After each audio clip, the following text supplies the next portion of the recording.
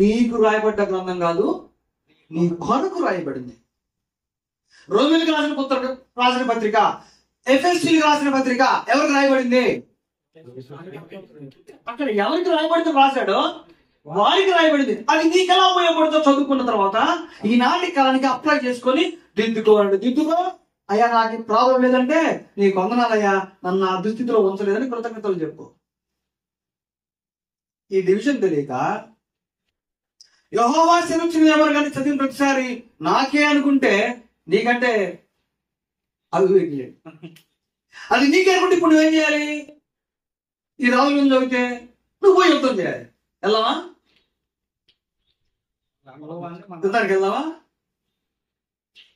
So నీకు నేరుగా రాయబడ్డ పదాలు ఏంటి? లేదా ఎవరి కొరకు రాయబడితే నాకు వర్తిస్తుంది?